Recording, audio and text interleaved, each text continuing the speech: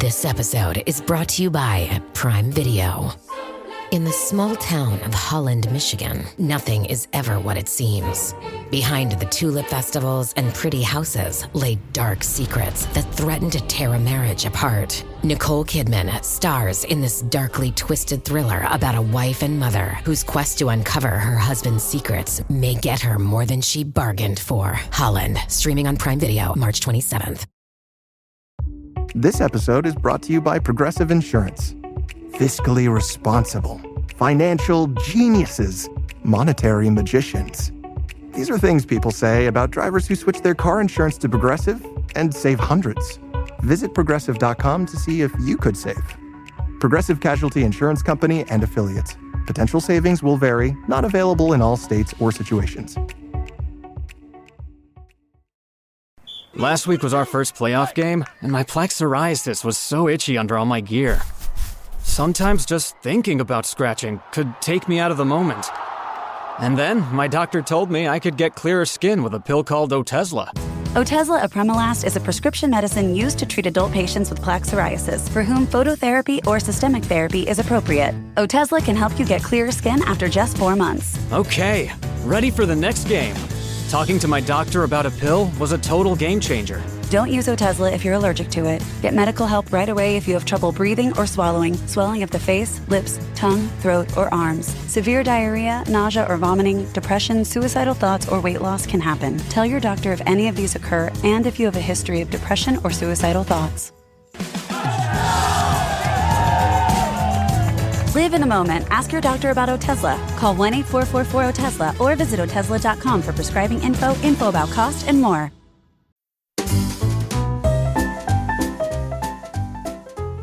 You're listening to the Animation Addicts Podcast, episode 303. Interview with moving pictures author Darl Larsen.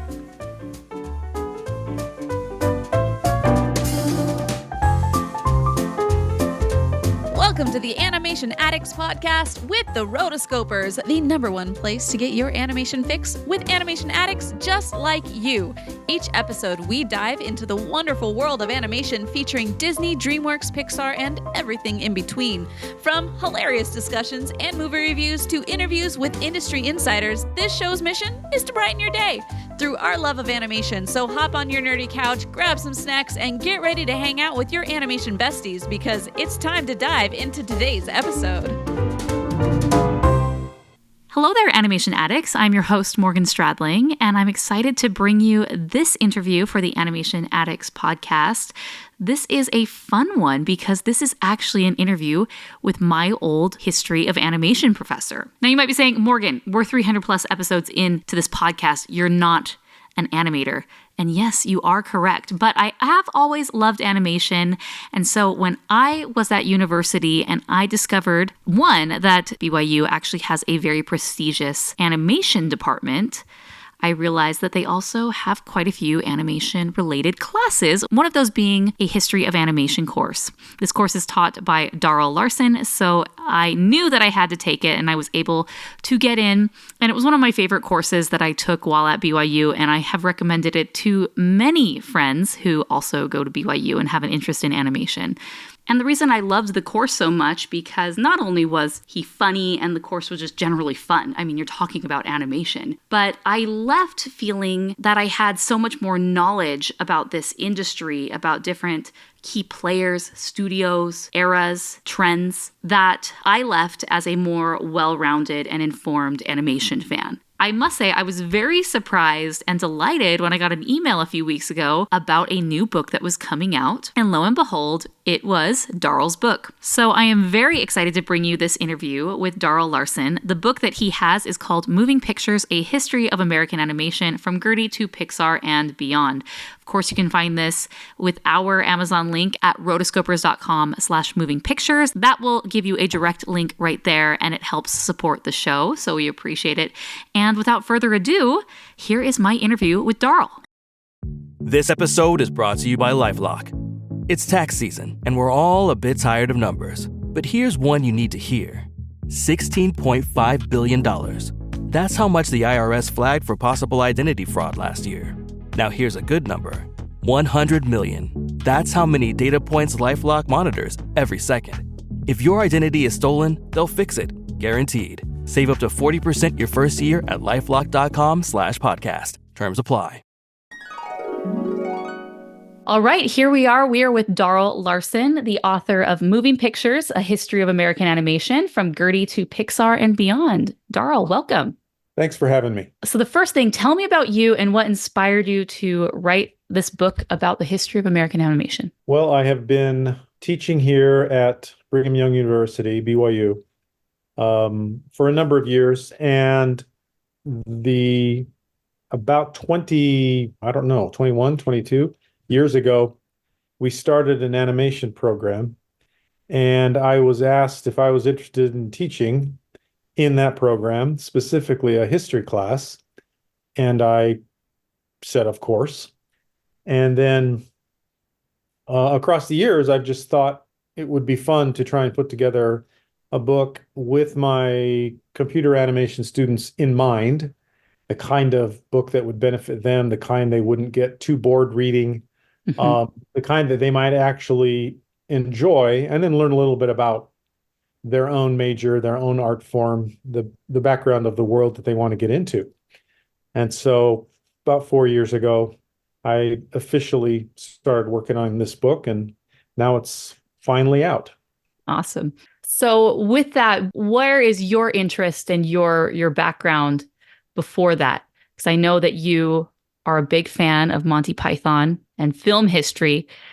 So how did that, other than, the opportunity at BYU, why animation? Sure. I teach, I'm a critical studies professor.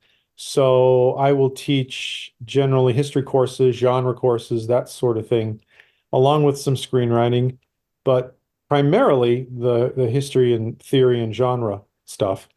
And of course, as I did work in the Monty Python area, I did my dissertation on Monty Python and Shakespeare.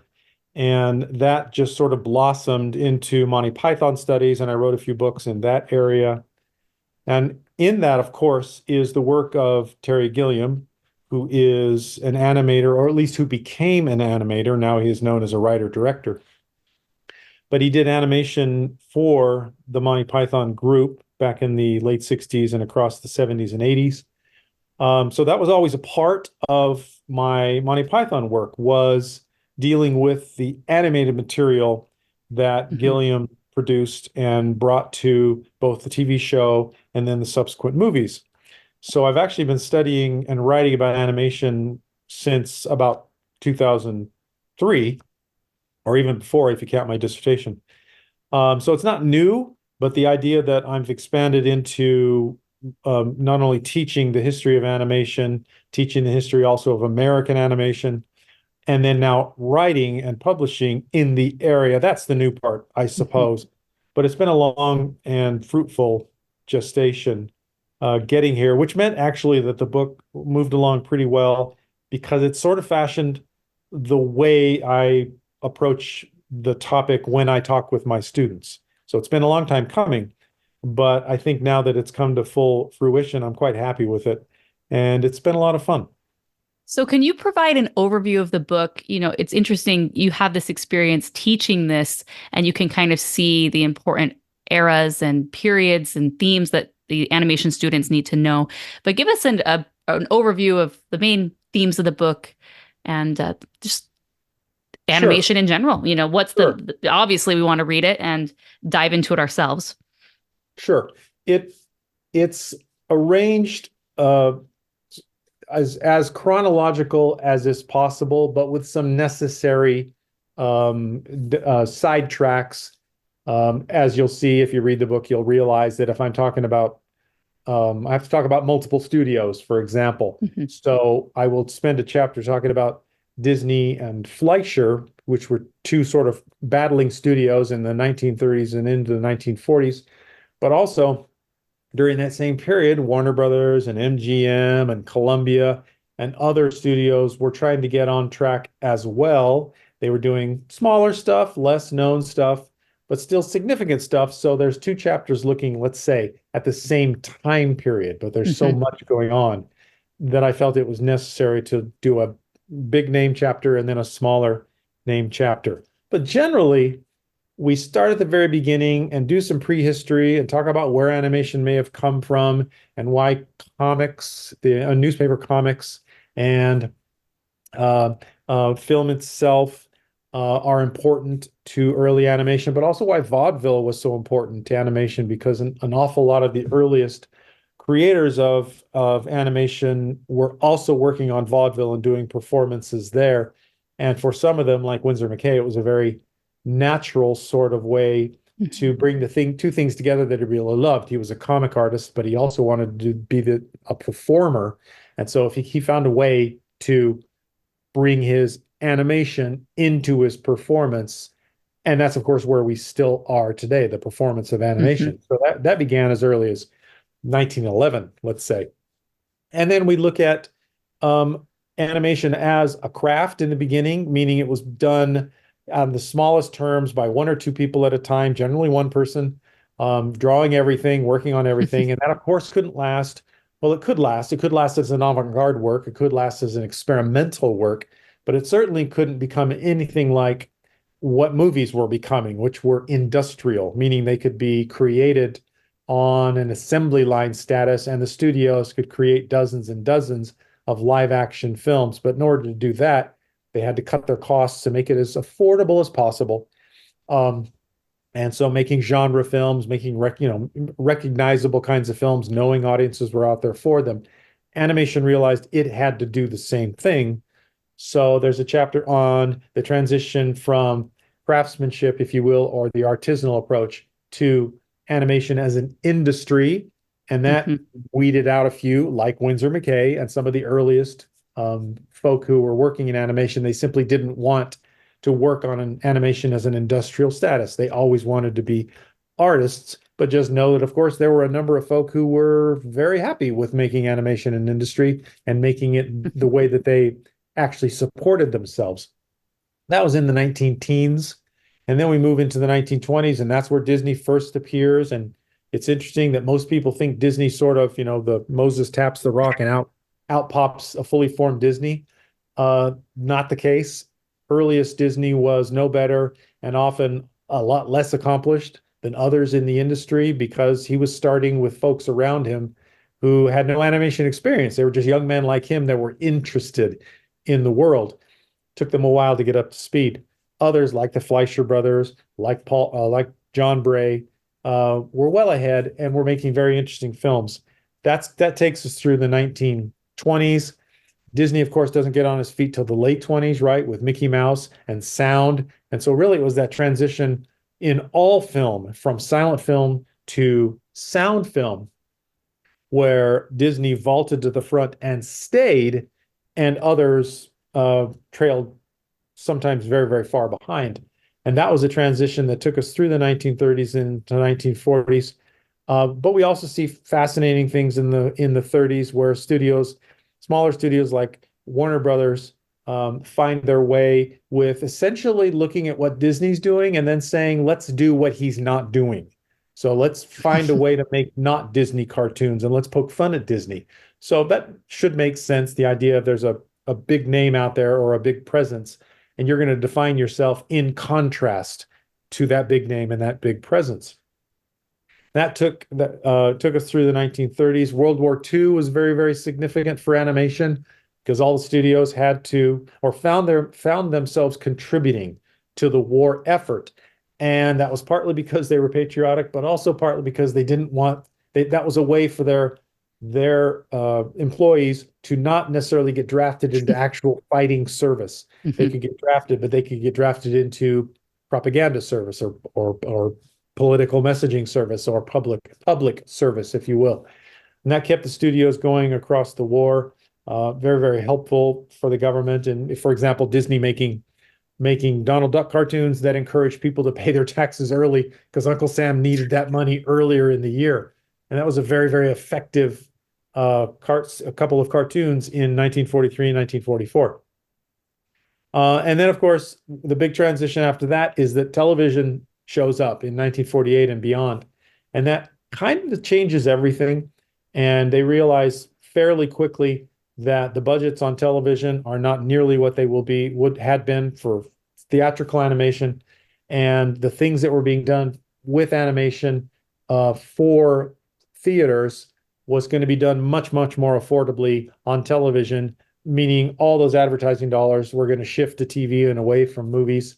And so by, across the 1950s, we see a move away from theatrical animation, which is what the book really is about, is theatrical animation, and moving toward feature animation and not short subject stuff. So the short subjects were disappearing after the war, but features were on the rise. And that, of course, was started by Disney in 1937 with Snow White, and then across the war with titles like Pinocchio and Bambi. The After the war period, of course, Disney rules the roost when it comes to theatrical animation. Everyone wants to do that. UPA wants to make theatrical releases, feature-length films. Fleischer Brothers do. They make a couple of them. They're successful, but they're not able to keep it up. Disney's the only one that manages to make them regularly, simply because he's decided that's the way his company's going to go. And then, of course, when he opens Disneyland in the mid-1950s, and that becomes a cash cow, that is a way for him to support his studio so that they're not depending on the success of the next film. So Disney had the one thing other studios did not have by 1956, and that is an alternate source of income that he could relax and make whatever he wanted to, knowing that the theme park was going to support him. And of course, that is frankly still the way Disney is operating today, where theme parks provide an awful lot of their operating revenue. So that was the kind of structure. And then after that, we go into the 60s and 70s, which would be the low point of theatrical animation. The last cartoons are being released about 1963, 1964 into theaters, and they're not very good. And of course, they find their way to TV during that same period, and all the back catalogs from the various studios are being sold to TV, with the exception of Disney's back catalog. He will not sell them. He keeps them for self-distribution, which is smart, as it turns out.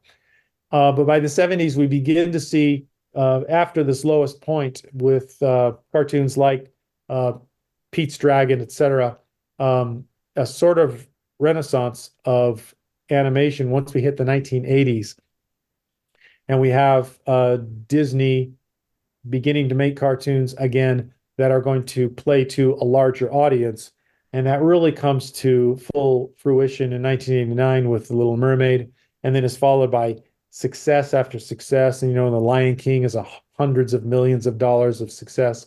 And these are films that then begin to pay for the studio. So they've been supported before, but now they're actually supporting the studio. So a significant challenge. And then, of course, other studios, like new ones, like DreamWorks, let's say, were formed to do the same thing, to try and make feature films that were going to support their various studios. DreamWorks had some success, and of course, Shrek was a huge one in 2000 or 2001. A computer assisted generated film that really did change everything for how films were made. It had a sort of anti-Disney aesthetic, where Disney's films tend to be very earnest. This was an unearnest film. It poked fun at, if you've seen Shrek, you realize that it is making fun of the fairy tale setup over and over again. And that, of course, is making fun of Disney. And so that set the table for where we are today.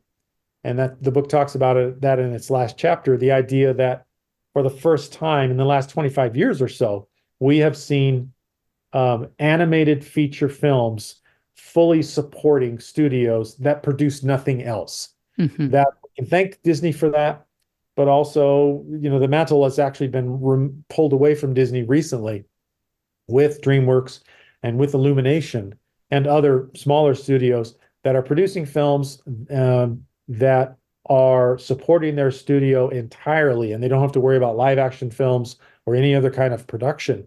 That's new, kind of exciting. And with the recent success, and this is not mentioned in the book because it just came out, but the recent success of Inside Out 2, a kind of return to form for Pixar, it sort of signals that the major studios still understand how to make the films that audiences are going to want to see. That's how I approached and structured this film. And if I were to break it down into areas, it would be, as across the film, I was kind of asking 4 questions.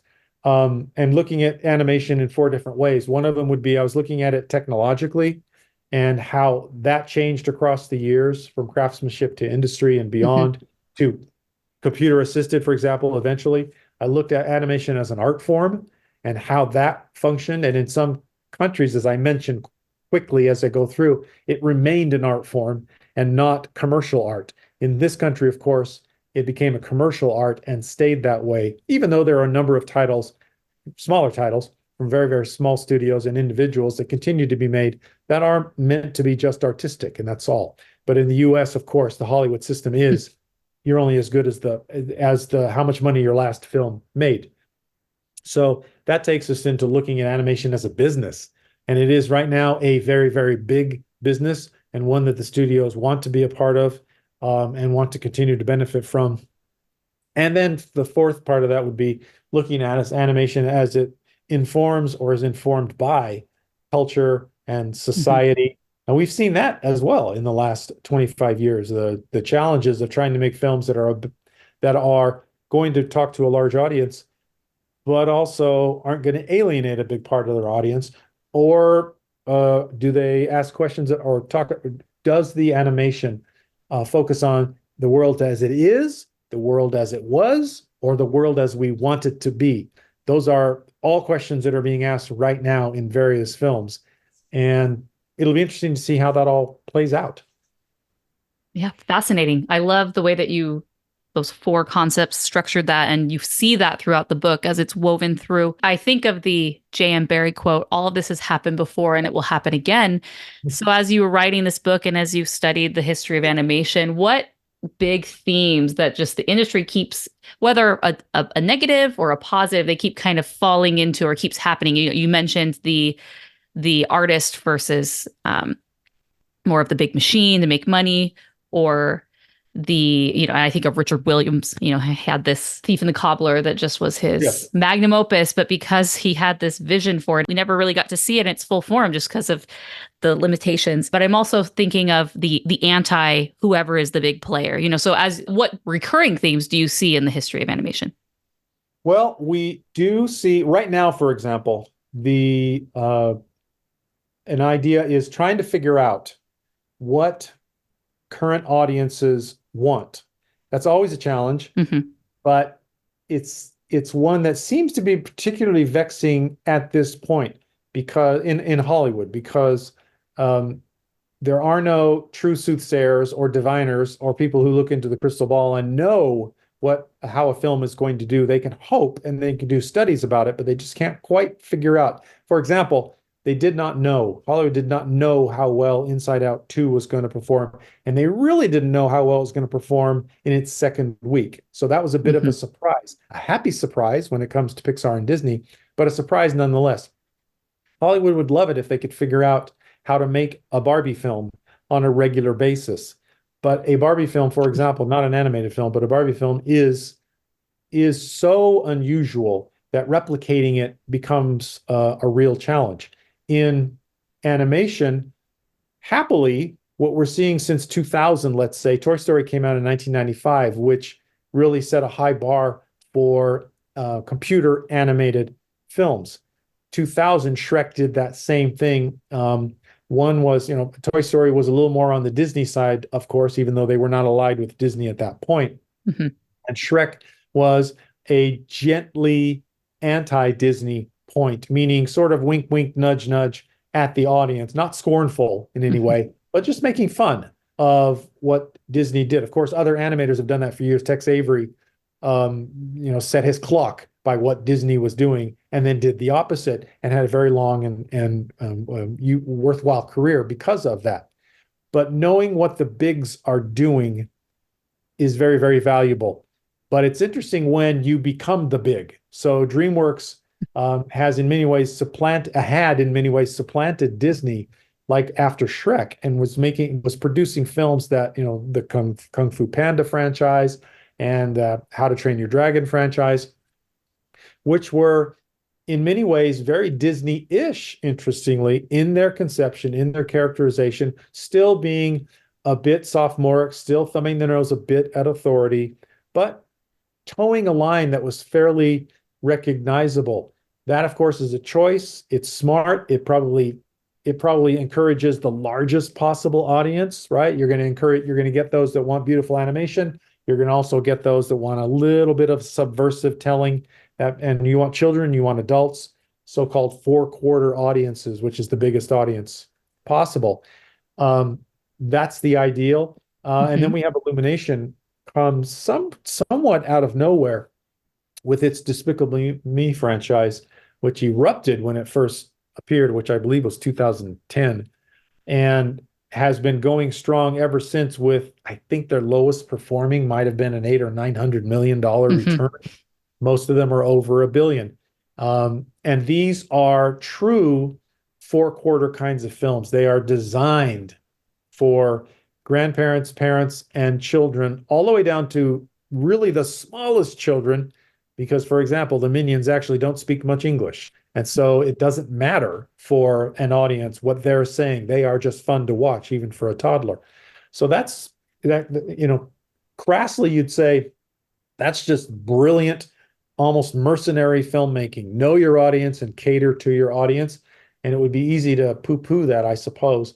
But at the same time, it's the smartest kind of filmmaking if your goal is to make sure that you pay for the film that you just made, pay for your studio, and then pay for the next two films that you want to make. So there's always this balancing act in the industry of trying to figure out what audiences are going to want in relation to where they are in life, and then ideally keep that audience, across a number of years. A second, I think right now, a current challenge is how much currency or topicality should be a part of your animated film. Disney, over the years, when he was alive, was always against topicality. And even when he was making films during the war years, he was trying to make films that were going to be able to play after the war as well. Meaning, for example, if you watch a Warner Brothers cartoon now from the 1940s, you will have references in there that are very, very specific to 1942, 1943, 1944, and you almost have to have a glossary with you to figure out what, who Wendell Willkie is, or what it meant by 4F, or whatever it happened to be. There are all sorts of references that would have been known by the audience sitting there in 1943, 44 that are totally mystifying even an audience in 1955 and then 1965 and beyond. So that's a balancing act as well. How much topicality do you keep in your film so that it appeals to a now audience and they get the in-jokes? How much do you avoid that so that your film plays on and on forever and ever? There are, of course, accidental or inherent topicalities, like Snow White still has appearances of a film made in the late 1930s, right? The preference of the young woman singing voice, for example, and how it was recorded, is very identifiable and not something we would use today. It identifies itself from its time period. But if you look at the rest of the film, you'd say, nope, this really does try to be timeless as a fairy tale. And for the most part, that was quite achieved. So topicality versus timelessness is something that I think will continue to be a challenge for all filmmakers. So relating to audiences and their preferences, how have you seen the audience for animated films change over the years, and where do you see that going? You mentioned it's now this multi-generational family that is kind of the big market for a majority of these big blockbuster animated films in the big studios. Right. But that wasn't necessarily always the case. Correct. In 1937, when Snow White came out, it was December 37 that it premiered, and it was a major hit from that point. It then went on to become the highest grossing film of 1938, which would have been a profound and probably frightening shock to the Hollywood film industry, knowing that the first ever feature-length cartoon had easily beat all of their live-action films from that year. That told you that the audience was a four-quarter audience. It was young people, it was families, it was older people. Everyone went to see Snow White. So in the beginning, you would say, all right, animation, feature animation is for the entire family and it cuts across society. The Fleischer Brothers' answer to that, in 1939, which was Gulliver's Travels, reached a similar audience, and the audience actually had been primed by Snow White. And so they went to see Gulliver's Travels, hoping for that same kind of fantastical tale with beautiful images and nice songs, etc. They got a lot of that in Gulliver's Travels because it was a very popular film, at least initially. In fact, in many markets, it outsold Snow White. But it dropped off fairly quickly because it's just not quite the same film. And I don't know if most people have seen that today. It's actually sometimes hard to find. It's an interesting film, but it's also got its deficiencies, and it's often fairly clunky, and the animation can be faltering because they had to hire dozens of animators who may have, how do we say, lied about their abilities and skills to get the job and finish the job on time. So that second major feature animated film was a success, but did not really set us on the path for what was to come. It was the next Disney film with Pinocchio and Fantasia and Dumbo and Bambi, from the so-called golden age of Disney animation that set the tone for where animation was going. Those continued to be family films. Now, when we get to Bambi, interestingly, that we start to begin to see sort of a separation or a bifurcation there. A lot of critics who had loved the other films really disliked Bambi because it was so naturalistic. So the attention to cinematic reality in their characters and settings and backgrounds and layouts were so faithful. In other words, it's almost like you're looking at a photograph as opposed to looking at an animated thing. And those that had been with Disney, the critics specifically, for years, said this is where we get off this bandwagon because he's no longer doing animation. He's now doing live action stuff. So we might as well do live action. For audiences during that period, there was a similar divide. That's around the period where we begin to see that children became more of a focus for those films. And so children's stories, children's points of view, not necessarily talking down to children or anything, because Disney's known for not doing that. But that's the transition during that point across a number of those films. And certainly as we're seeing the short films and transitioning into television, that the children's audience becomes more significant. And then, of course, eventually cartoons become a children's medium almost by default for many. Now, that's not to say that it hadn't been prior to that. Another animator who worked at the same time Disney, in fact, he's a little bit older than Disney, Paul Terry, had never made cartoons for anyone other than children. He knew his audience. He knew who he was catering to. He made films that were going to be, sophomoric at best, and they were going to be funny, and they were going to be, fall down jokes, etc. The kinds of things that would apply to children starting in the 1920s and moving on through the 1950s. So he always thought that children were going to be his central audience. Part of the reason that his batch of cartoons, when he sold them to CBS in, I believe, 1953, were so popular and so easily transitioned to television. They just had to be sometimes colorized or put new titles on, but they were already made for the audience, the intended audience. The audience was going to be watching them, the children's audience. Others, like the Fleischers, had been making what we might call adult cartoons or just more mature cartoons. They had darker themes, darker subject matters. They were set in, New York in Hell's Kitchen, that sort of area. They didn't pull punches of what was going on in the Jazz Age, good and bad. That was a more challenging transition to television. So Disney's cartoons transitioned pretty well. Eventually, Paul Terry's cartoons transitioned pretty well.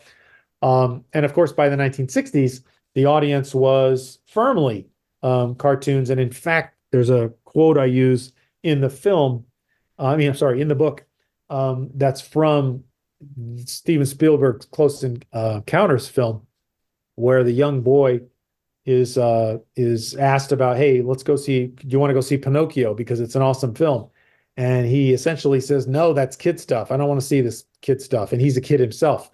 But that was the idea by the time we get to the 60s and 70s, especially after about 1968, that Disney and then other cartoons was kid stuff. And to be fair, that's probably accurate, meaning Disney and Disney animators had not attempted to make a transition necessarily to take into account the new culture of the 1960s, the post-war culture, the darker, more perhaps pessimistic culture we were seeing, the Vietnam War culture, et cetera. All those things, of course, are going to sort of fly in the face of Disney's, buck up, pull yourself up by your own bootstraps, put on a happy face, et cetera, kind of approach to life, which is, across this same period, Mickey Mouse has transitioned from a leader in his films to being a corporate symbol, someone who leads a company. And others have taken, other characters take that position. So yes, as audiences changed, animation tried to change, but just like Hollywood, let's say the 1960s were very troubling, very difficult. The major Hollywood studios had no idea what kinds of films they should be making. And probably audiences also didn't know what kinds of films they should be interested in. They just, perhaps it's that question was it in The Wild One where Brando's character is asked about, what are you angry about, or what are you pushing back against? And, he says essentially, give me a topic, whatever, you tell me, meaning an entire generation was ready to push back, perhaps not even identifying that. And that makes it hard to make films, especially animated films, for that audience. And so it would take a number of adult films, of course, Disney doesn't make, or a number of films that are aimed for mature audiences. They're trying all sorts of things in the 60s and 70s until they find the basement, which is the challenge of a film like Black Cauldron in 1985, which has the look of a Disney film, but which is an adapted from a well thought of series of books, but that ends up being contentious and difficult. And it was the introduction of Katzenberg and Eisner and Frank Wells to Disney as they worked on that film. And then essentially it came out and flopped because audiences didn't know how to handle it. And then several years later, just a few years later, in 1989, they hit upon the idea of, hey, what if we sort of take a step back and take the best of what we had in Snow White and bring it forward, Snow White and, the best of Cinderella and the best of Alice in Wonderland and even Sleeping Beauty, and bring that into a new telling, Little Mermaid, and then purposely bring a very, very Broadway musical approach to that story. And then bring in, of course, Menken and Ashman as songwriters and lyricists. And then, of course, we have Little Mermaid. And then the follow-ups to those films, which, Mermaid people think was a runaway success. It wasn't. It made money. It did well. But it's absolutely changed the way people looked at animation so that it was safe for younger people, teenage people, supposedly disaffected people, and non-animation people, all to find some entertainment in those films. And so we had a series of home runs across the 1990s, culminating with things like The Lion King, which made hundreds of millions of dollars. So audiences still today, are the ones that are being asked to comment on, to give the thumbs up or thumbs down on what Hollywood is producing or what is being produced and being distributed in the United States as animated film. And part of that change, of course, is that some of it's not Hollywood anymore, right? We know that Illumination is over in Paris, I believe, or at least their major work is done over there. And we have DreamWorks now deciding to do work elsewhere, I think in Canada.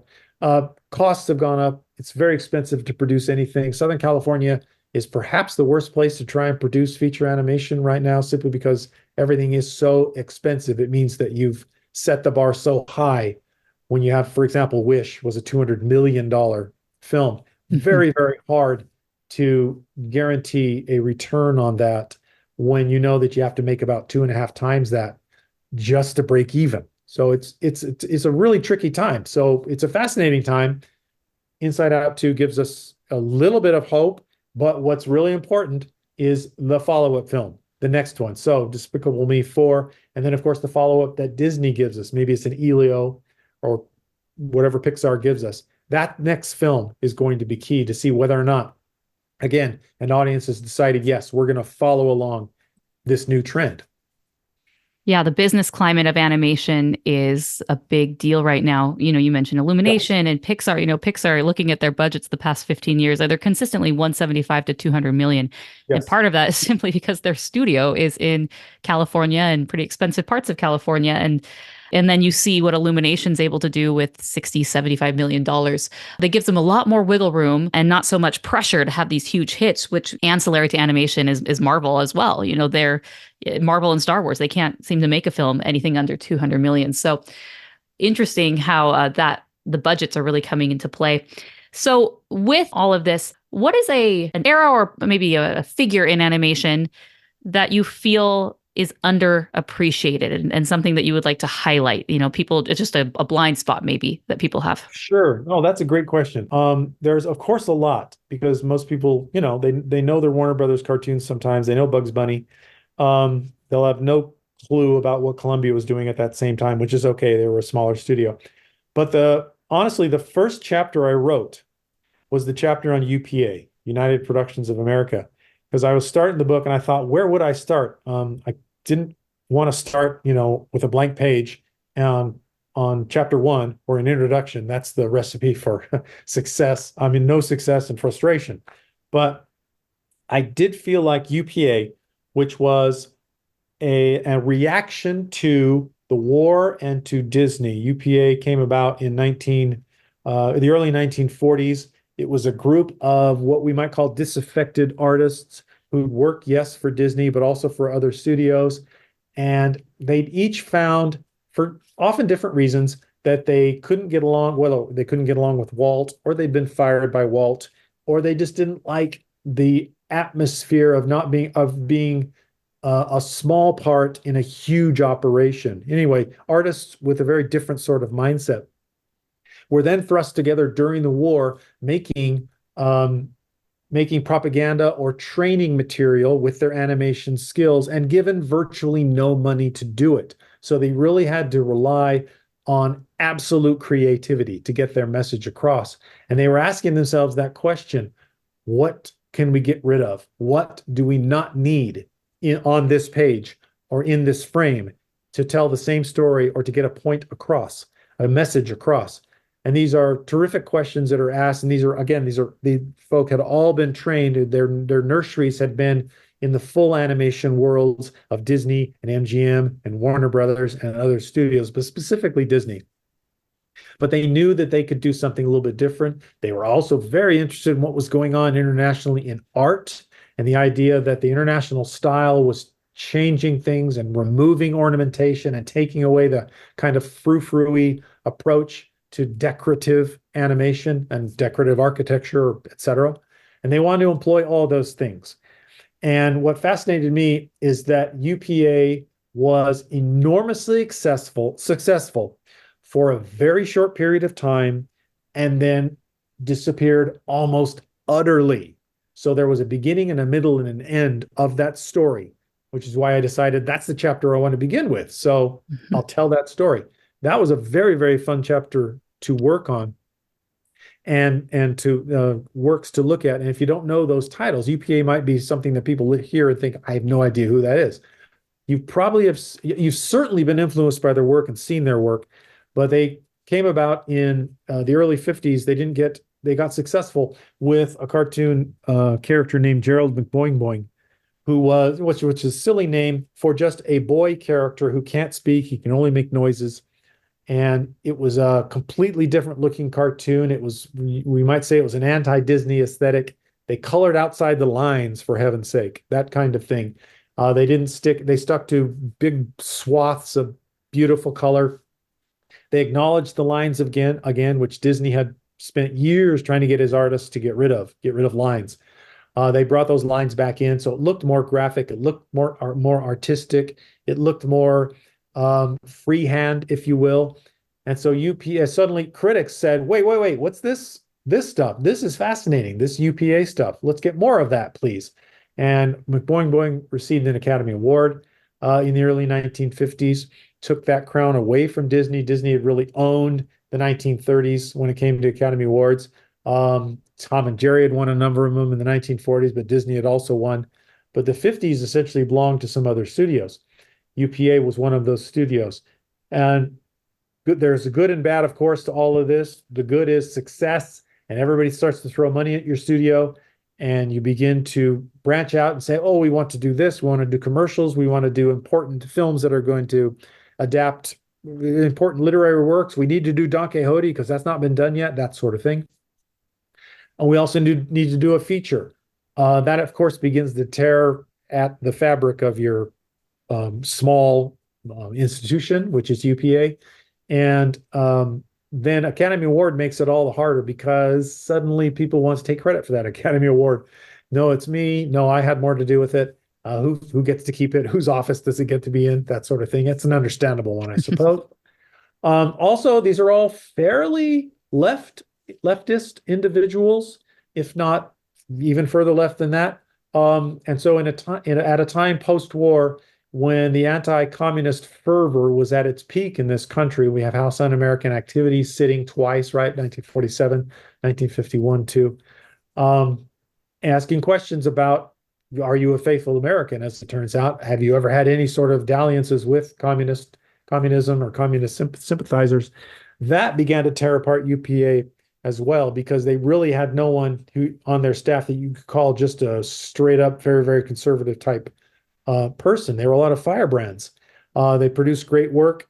They made for a challenging group to get government contracts. They got a couple more Academy Awards. They continued to do very good work. They created a character that's memorable and still with us today. That's Mr. Magoo. He was very popular from the get-go, but he was also perhaps the beginning of the end, because the very thing that was paying the bills, Mr. Magoo, and their distributor wanted, Columbia wanted Mr. Magoo cartoons because that brought money in, is the very thing they didn't want to do. They wanted to make the next new cartoon, always. They wanted to make the next new art form. And Magoo was just another Magoo and another Magoo and another Magoo.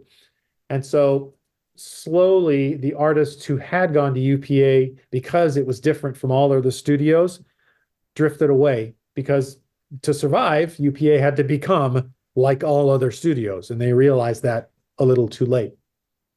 And it's interesting, by the late 50s, UPA was still UPA in name only, and they did finally release a feature that they'd really wanted eventually, and it was a Magoo feature, and it's watchable, it's fine, but it's no challenge or no threat to Disney. It's not a threat to anyone.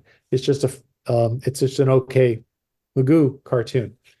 So UPA, though, was just a fascinating story for me. And then the cherry on the top for me, and the one that's just sort of makes you shake your head as you think about it, is they had their studio down in Los Angeles, which was a beautiful minimalist design studio. They hired a well-known architect to do it, and it was a beautiful place.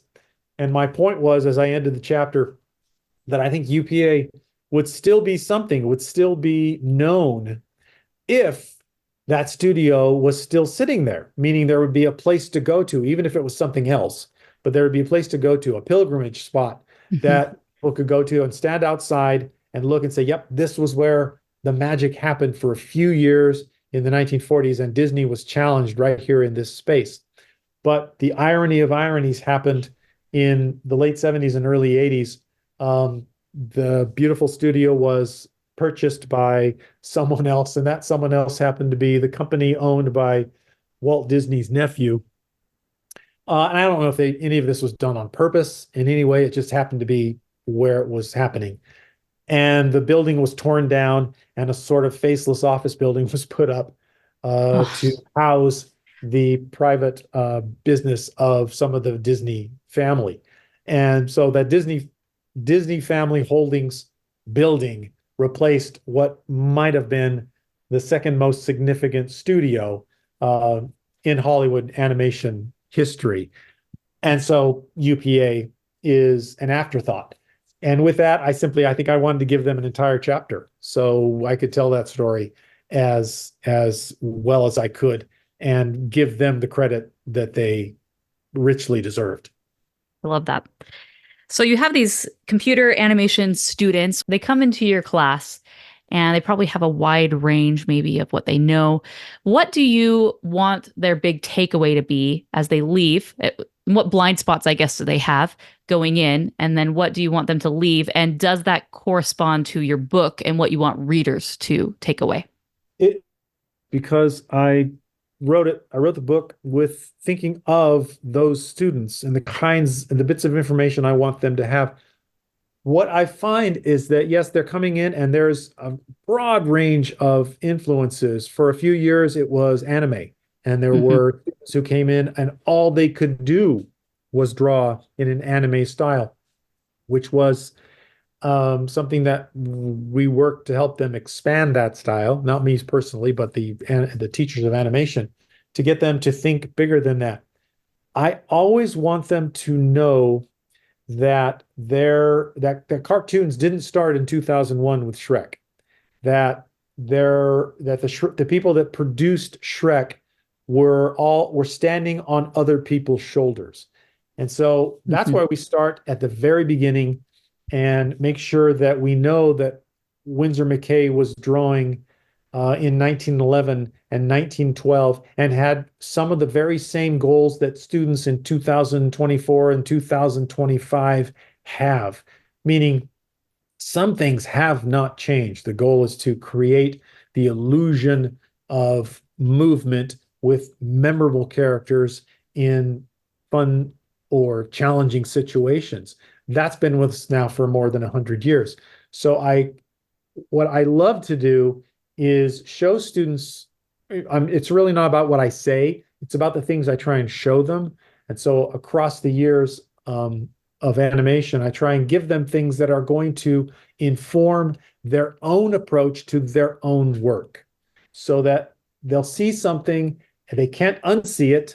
It will become a part of their personal lexicon and their personal, computer storage in their brain, that they can then bring out or use as some sort of comparison as they are working on their own work, that will give more depth and more expression and sort of, model that, give it light and shadow and 3 dimensions in ways that wouldn't have been if they've not seen that work before. If they just go in fresh thinking, I already know what I need to know. And it is an uphill battle. And I realize that on day one, I am facing a class of students who'd rather be somewhere else, because this is it might be the only class where they're not being asked to be creative with their hand on the page on a regular basis. And that does drive some of them to distraction, which is why so many of them sketch me. And there are so many hundreds of caricatures out there of me, which I'm fine with, and it's quite enjoyable.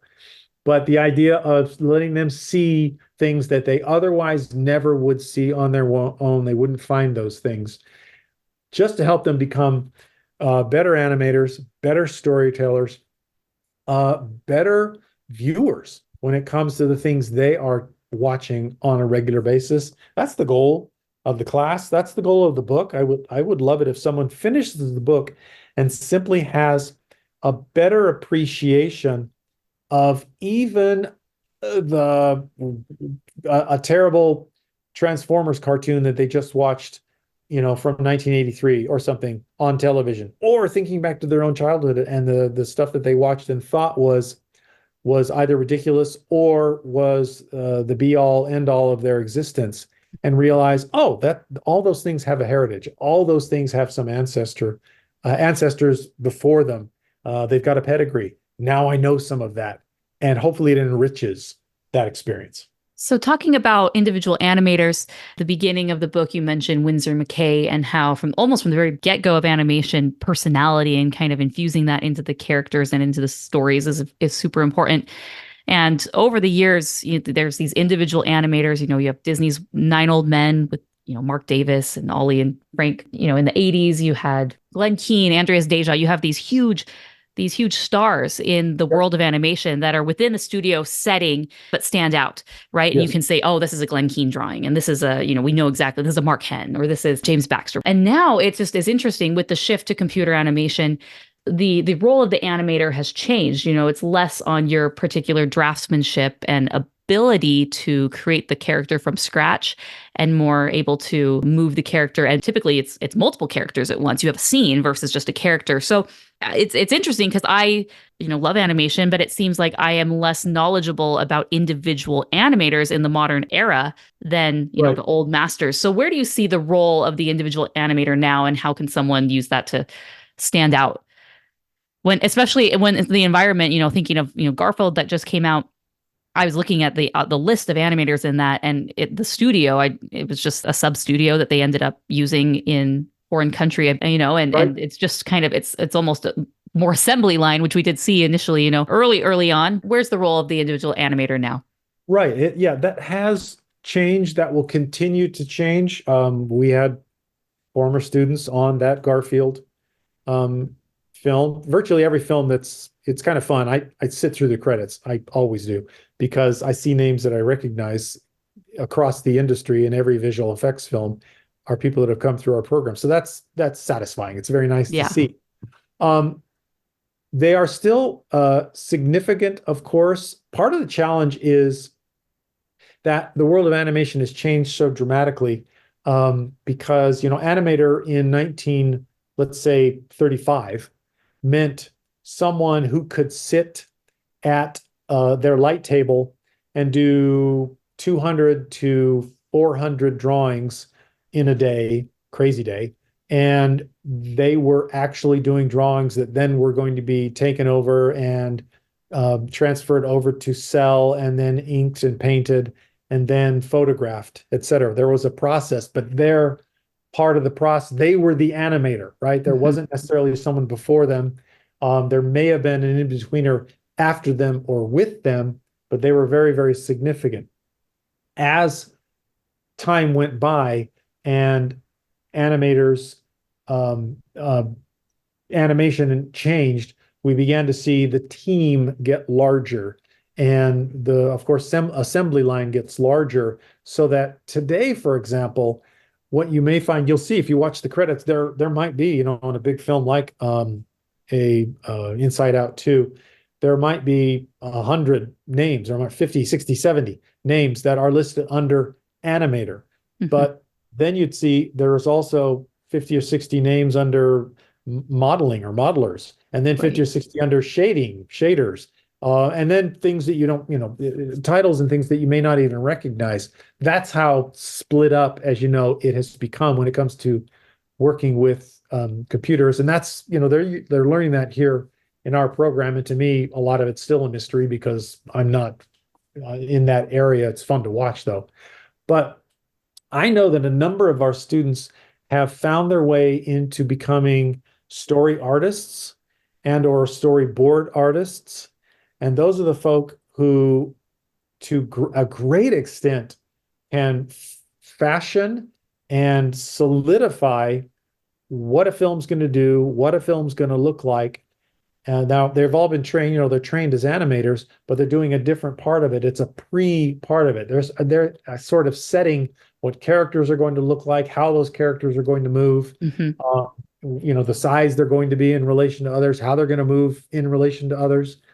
That has become the story editor, the story artist, and storyboard artists have become, I think, quite critical in the world of animation. A place, you know, in Disney's time, he had a department that he formed in 1932 called the story department, the first of its kind in the industry. The idea was that story was so important to him, he needed people who were only doing story.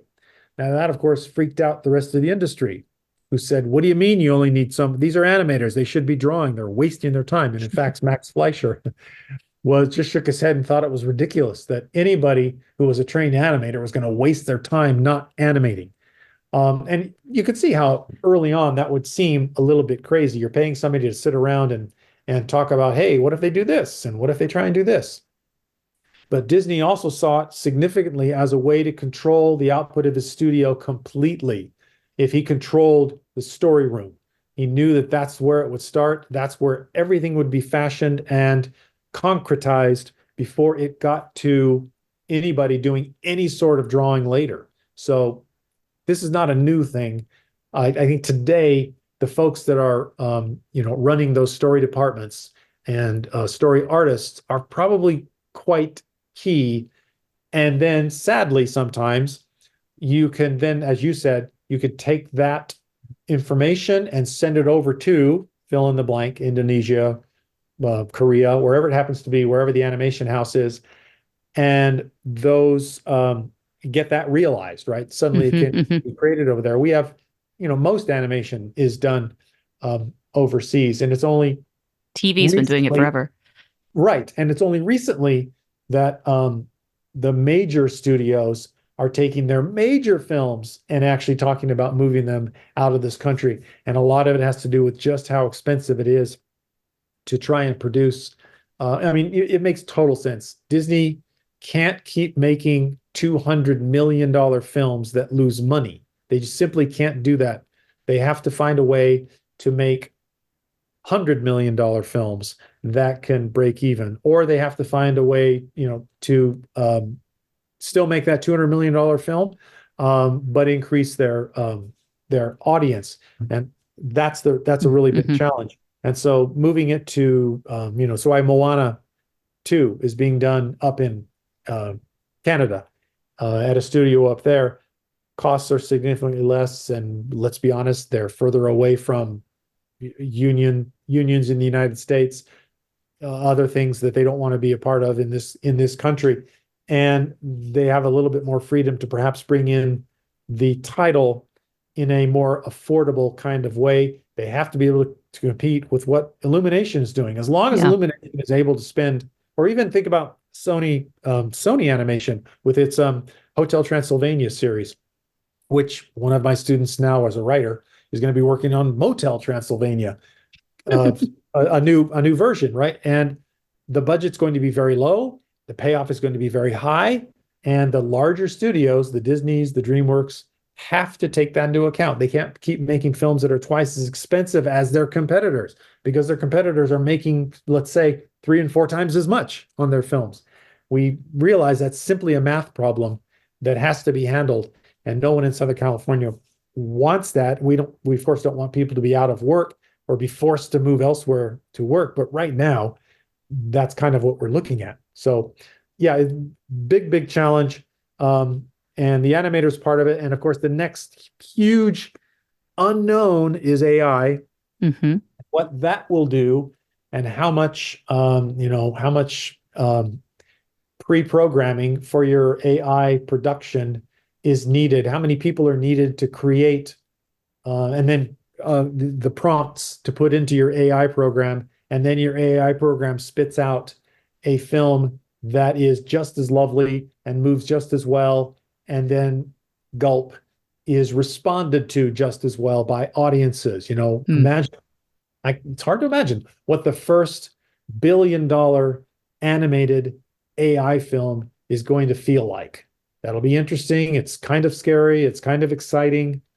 It's all things. Yeah, right now we simply don't know where that's going. So yeah, the role of the animator has changed and will continue to change, though at some level there will always be a need for those artists, because they've got to come up with those original ideas, at least hopefully, that then become eventually finished products. What do you see is the role of independent animators and studios in the industry? They've always been a part, and some stay independent and have a few things here and there, and then off they go and they do something else, or they're just not able to have the commercial success, so we don't hear from them. But they push the industry forward many times by being true artists instead of a machine. So where do you see them today, and how it's affecting and where they will take it? Yeah, the independent, and that's an interesting term. You'd say, does independent mean never has any contact or interaction with the industry, or does independent mean avant-garde kind of filmmaker? Yeah. There are many of those, an artist. Both of those are valid. The idea being that you could set up your own shop. You could, and this happens many times. Let's take, for example, work on an enormous film like a Marvel film from their, I don't know, what was it, Phase 4 or whatever it was. Anyway, a Marvel film that's Civil War or that kind of film. That was, if you watch the credits for that, you realize that there are literally dozens of companies doing, animators and others doing visual effects for those films. And there are large companies and there are very small companies. So you get down to some, I won't mention any names, but you'll see a small name with only a couple of people. And you realize, oh, that is a small, almost day trader kind of work that someone's doing jobbing work from film to film, and they have a specialty, let's say. I don't know, let's pick some, there's a company that does heads-up displays in VFX. That's all they do is heads-up displays, like in Tony's suit for Iron Man. And you think, wait, I don't even think about that. That's just a thing that I see all the time in tape, for example. But just know someone does that, right? A small team of people specialize in that. That's important. That is something that means you don't have to have one studio that does everything. You have one studio that focuses on a big part of it, but then you have a whole bunch of small studios that will come in and do this and this and this. We'll have that same thing in animation, whether it's crowd sequences or the group that's going to bring in the CG work into a more traditional animated world, that sort of thing. But also, we can't forget the significance of the independent animator or the independent filmmaker who's going to do stuff that the big studios haven't thought of or can't do or don't think is affordable or think is so low tech that it's not worth doing. Those moments, those things that are seen, let's say on YouTube, or they show up on Vimeo or where it happens to be, they flash across somewhere, or even commercials. Of course, for years, commercials have been significant for offering new ways to do things on some kind of budget that then finds its way into feature animation or feature film. So that is also something that we will see continue. So I think the small functioning animation houses are going to be needed. They're going to continue to be needed. Short animation hasn't gone away. YouTube is a terrific place to have that, because we're used to short stuff there. We're not used to feature stuff necessarily. And so it's a natural home for more experimental animated work. So I think if there's any part of the industry that shouldn't feel threatened right now, it's that part of the industry, the smaller, more discreet, as in ETE, animated animation houses that are creating perhaps interstitial stuff, creating bumper material, titles, whatever it happens to be. That stuff's key, doesn't go away, needed often, and can often lead to the work they're doing, if it's new and exciting, finding its way into more mainstream work. So yeah, that continues to be something I think that's quite exciting. Love it. One thing that it seems was talked about at length for so many years was the CGI versus 2D. And, maybe 15 years ago, that was a big topic, and it's not really discussed more because it seems that really 2D has really tried and it's much more niche now. But where, interesting with Klaus, which was released on Netflix, was actually pitched. It's a 2D animated film. It came out, I believe, 2019. It was pitched not as traditionally animated because they knew that if they would have mentioned that, they would have gotten a lot of rejections because, 2D, that's old stuff. But the way that it was rendered gave the impression that it was the CG film. So I thought that was just a very interesting way to market that skill set. So where do you see 2D animation fitting in the industry? Especially since it's not necessarily the pipeline in the schools. Right. A lot of the old masters have moved on. And so there's not that like master apprentice as much as it used to be. Right. However, I've heard that Gen Z is just fascinated with the 2D process. Lots are going independently into that. So where do you see that? You're right. It is cyclical. I think we will certainly see a time when there's going to be a return of what we call traditional animation. Now, it'll start out very small, and that hasn't gone away. We continue to see very small hand-drawn stuff, and there are artists that don't do anything else. They're not even using what an electronic sort of light board. They're actually going to draw on paper or draw on something else, or animate objects, right? That sort of stop motion kind of work. So that hasn't gone away. The only challenge is, of course, getting someone to pay for it. And I think of a recent, what was it? Marcel the Shell. Mm-hmm. That world of, part of it animated, part of it live action, a beautiful sort of throwback kind of look. And of course, labor intensive and very tough to justify, but it worked perfectly for what it was, a small independent film that got buzz at festivals and then got theatrical release. In fact, one of our former students, I think, was the cinematographer for the live action part of that, which was kind of fun. But a beautiful little film that used, frankly, some of the oldest techniques there are for making films with some of the newest cameras, but the technique itself doesn't change, right?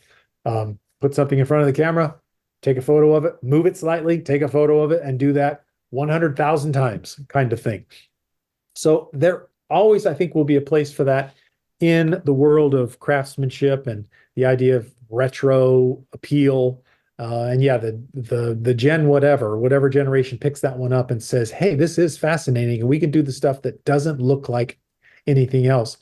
That's going to work. And what's kind of fun is you realize there's an allure there when, as you said, there are projects that go out of their way to make it look like they are traditional animation, which is kind of cool. Not trying to look like, 3D. If you remember the beginnings of computer animation, where that started in the late 70s and early 80s, and the way they showcased those were releasing, laser discs collections of shorts, and there was no story. There was just, robot looking female figures lounging around and drinking perhaps a Coke, and then et cetera, those kinds of things. They were just as basic as possible. They didn't try to do anything else beyond that. And of course, we've moved well beyond that.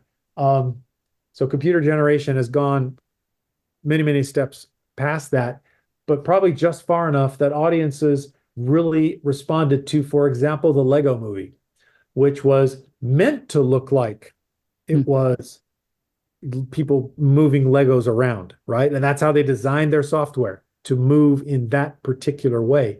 And then gave us, I think in their credits, they had some actual 2D animation that was going on there, stop motion stuff. So just the fact that audiences, that creators and audiences are interested in even the look, if you will, of two-dimensional animation is, I think, a good sign, meaning that when they are confronted with eventually a feature that is done by, a sort of Dudok DeWitt kind of guy who hand draws everything and then spends half his life doing a feature film, that it will be embraced. I mean, the reason that the Studio Ghibli work continues to resonate is, yeah, they're moving forward, and yes, they're embracing some animation and computer assisted stuff, but they're also holding true to the principles of the 2D animation that Miyazaki loved as he grew up watching Disney films and other animators.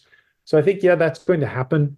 I'm glad it's not been, that sort of cutoff where Disney at some point years ago said, we're done with 2D animation, get rid of all our stuff. Someone bought those things, and those things are being used elsewhere, which is good news. I think it's also interesting. There's a movie coming out soon. What's it? The Wild Robot, which is a DreamWorks movie. And there's a look to that. And I think it's a look that we see also in like Bad Guys. And we see it in Puss in Boots, The Last Wish. The second Puss in Boots, yes. Where they are drawing attention to the fact that it is an animated image. Almost they want a painted image. I think that's a good thing. That's a good sign that the audience is not going to be alienated by being reminded that they're watching something that someone may have with a brush stood in front of an easel and actually painted on a surface. They didn't, but they want it to look that way. So these are all, I think, portentous in the best ways for the future of animation. That's, yes, computer assisted, yes, computer generated, but also hand drawn. There's going to be a place for all those. Audiences will just, I think audiences will welcome it. Will we see it wholesale? No. But will it be there? I think so. So last question, what was the most rewarding part of writing this book and the process? And I guess finally releasing it. Yeah, maybe releasing it was the most. It is a very different book than I've written. So it was hard. It was the hardest, but also it was because I don't know, when I was writing the Monty Python books, I was responding to like a Holy Grail. I was responding to what they did in that film. And so I was writing about what they were writing about. Does that make sense? That's what I was doing there. So that was my guide. Here I was my own guide, and I suppose just the history of animation from the beginnings till now was what I was following, and I was picking and choosing what was key. And I think the fun part was being able to acknowledge that Disney, as I said in the book, Disney is the mountain that's there, and you can't erase the mountain. The mountain casts a shadow, so let's acknowledge that shadow, and then tell the story of others who were around him who often get forgotten. I guess there are so many people who think Disney created animation, and that's okay because that's what they've been taught. In fact, it's interesting when you're reading articles about Disney from about 1931 when Mickey had exploded and all in the intelligentsia just loved him. There were just dozens and dozens of articles written about him. They also were telling this sort of made-up story of Disney being the one who created animation almost out of nothing. And so it's not a surprise that today we continue to have people who assume that. It was very fun to, hopefully in a readable and playful kind of way, introduce other smaller names who were very key, who were influential, and even being able to talk about, for example, I did enjoy talking about the earliest days of animation when Disney wasn't a thing. That was kind of fun, of saying, nope, in 1919, there were these others who were much more accomplished and producing much better films. And it wouldn't be until the late 1920s that Disney came into his own. And really, thanks to his embrace of this new technology, sound, did he become who he was going to become. Before that, it was the Winsor McKays and J.R. Brays and Max Fleischers and Paul Terry, the most normal, if you will, or not venturesome kind of character, just making film after film after film in the 1920s. Their only goal was to fulfill the distribution contract that he'd signed. Nothing wrong with that. Not the way Disney operated, though. But Paul Terry was the one that in 1919, 20, and 21, Disney's artists were looking at and saying, if we only could be that good, then we'll have made it. And of course, today, most people have no clue who Paul Terry is. And so it was fun to be able to say, yep, Paul Terry was somebody, and he was incredibly important to Disney, even though in most books about Disney, Paul Terry is never mentioned. So he is mentioned in mine. Well, thank you so much to Darl Larsen. Again, the book is Moving Pictures, A History of American Animation from Gertie to Pixar and Beyond. So with that, thank you for your time. Is there any place you want people to find you or anything other than the book? They could come sit in class if they want to. That's always fun. They're always welcome. Oh. No, they don't have to find me. The book is published by Roman and Littlefield, and there's a page there for it. It's also you can see it on Amazon. Perfect. All right. Well, thank you. Thank you, Morgan.